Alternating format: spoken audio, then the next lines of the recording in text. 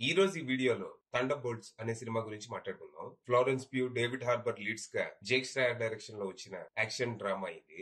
ఈ cinema story ఏంటి, దీని మీద నా ఒపీనియన్ ఏంటనేది ఇప్పుడు తెలుసుకుందాం పదండి. ముందుగా ఈ సినిమా స్టోరీ ఏంటంటే, సిఐఏ డైరెక్టర్ అయిన వాలెంటీనా దేశ సంరక్షణ పేరుతో ఎన్నో ఇల్లీగల్ యాక్టివిటీస్ కి పాల్పడుతూ అవెంజర్స్ కి రీప్లేస్మెంట్ గా సెంచరీ అనే ఒక డేంజరస్ ప్రాజెక్ట్ ని స్టార్ట్ చేసి మనుషుల మీద ఎక్స్పెరిమెంట్స్ చేస్తూ ఎంతో మందిని బలి తీసుకుంటుందని తన మీద గవర్నమెంట్ అఫీషియల్స్ ఇన్వెస్టిగేషన్ స్టార్ట్ చేస్తారు. ఈ అలిగేషన్స్ ప్రూవ్ అయితే వాలెంటీనా ఇక జీవితాంతం జైల్లోనే ఉండాల్సి వస్తుంది. దాంతో తనకి వ్యతిరేకంగా ఉన్న ఆధారాలన్నింటినీ నాశనం చేయాలని తన ఏజెంట్స్ అయిన ఏలెనా, గోస్ట్, టాస్క్ మాస్టర్, జాన్ వాకర్లని రంగంలోకి దించుతుంది. వీళ్ళందరూ ఒకప్పుడు ఎన్నో తప్పులు చేసి ప్రస్తుతం మంచిగా మారే ప్రయత్నాలు చేస్తూ జీవితానికి ఒక పర్పస్ వెతుక్కునే పనిలో ఉంటారు. అలా ప్రస్తుతం వాలెంటీనా కోసం పనిచేస్తూ ఉంటారు. అయితే వీళ్ళు ఆధారాలు డెస్ట్రాయ్ చేశాక లూజ్ ఎండ్స్ ఉండకూడదని వాలెంటీనా వీళ్ళని కూడా చంపేయాలనుకుంటది.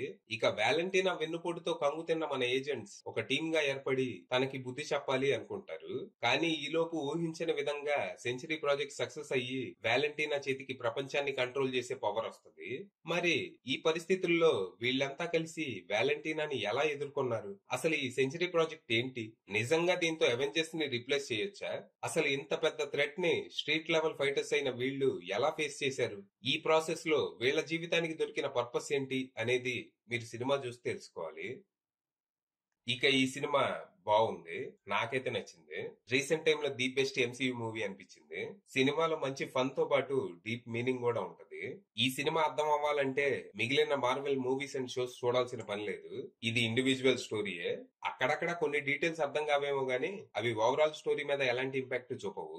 కొంతమంది దారి తప్పిన మనుషులు సరైన దారి వెతుక్కుంటూ ఓ ఫ్యామిలీగా ఏర్పడి చేసే అడ్వెంచరే ఈ సినిమా. సినిమాలో ఆల్మోస్ట్ ప్రతి క్యారెక్టర్ ఏదో ఒక ట్రామాని ఫేస్ చేస్తూ రిడెంప్షన్ కోసం తాతాలాడుతూ ఉంటారు. కొన్నిటిని డీప్ గా ఎక్స్ప్లోర్ చేస్తారు, ఇంకొన్నిటిని పైపైన టచ్ చేసి వదిలేస్తారు. మనం ఇప్పటి వరకు పెద్దగా పట్టించుకొని బి లిస్ట్ క్యారెక్టర్స్ అన్నిటిని తీసుకొని వాళ్ళని ఒక టీమ్ లా మార్చి వాళ్ళకి మనం రూట్ చేసేలా చేయటం అంత ఈజీ టాస్క్ కాదు.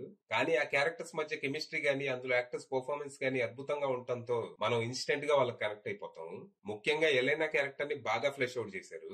తన పెయిన్ ని మనం ఫీల్ అవుతాము. ఫ్లోరెన్స్ యాక్టింగ్ అద్దరు కొట్టేసింది. ఇక రెడ్ గార్డియన్ గా డేవిడ్ హార్బర్ కడుపుబ్బా నవ్విస్తాడు. సినిమా అంతా జస్ట్ తనే ఉన్నా నాకు అంత ఇబ్బంది ఉండేది కాదు, అంత బాగుంది తన క్యారెక్టర్. అలాగే తనకి ఎలెనాకి మధ్య వచ్చే కొన్ని సీన్స్ చాలా డీప్ గా మీనింగ్ఫుల్ గా ఉంటాయి. ఈ సినిమాలో ఇద్దరు విలన్స్ ఉంటారు. ఒకరు కన్నింగ్ అయితే ఇంకొకరు గాడ్ లెవెల్ పవర్ ఉన్నోళ్ళు. పవర్ఫుల్ విలన్ గురించి నేను ఎక్కువ రివీల్ చేయను, కానీ ఆ క్యారెక్టర్ కూడా బాగుంటది. ఇక వాలెంటీనాగా జూలియా లూయిస్ భలే చేసింది. అసలు ఎలాంటి సిచ్యువేషన్ అయినా తనకు అనుకూలంగా మార్చేసుకుని వాడేసుకునే జిత్తులు మరి నక్క. తను చేసిన పనులకి లాస్ట్ లో మన టీం అంతా కలిసి తన్ని ఎగరేసి కొట్టాలని ఎక్స్పెక్ట్ చేశా. కానీ ఆ సిచ్యువేషన్ నుంచి కూడా తన తెలివితేటలు వాడి బయటపడిపోద్ది. దాంతో తన తెలివికి మనం రెస్పెక్ట్ అనకుండా ఉండలేం అసలు. ఇలా మంచి మంచి క్యారెక్టర్స్ తో ఒక డీప్ అడ్వెంచర్ లా ఉంటది ఈ సినిమా. ఈ సినిమాకి 2 పోస్ట్ క్రెడిట్ సీన్స్ ఉన్నాయి. 2 చాలా ఇంపార్టెంట్. మీరు లాస్ట్ వరకు ఉంటేనే ఈ ఆస్ట్రిక్స్ కి మీకు అర్థం అనేది అర్థమవుతుంది. ఫైనల్ గా చెప్పేది ఏంటంటే ఓజీ మార్వెల్ హ్యాస్ రిటర్న్. అది విషయం.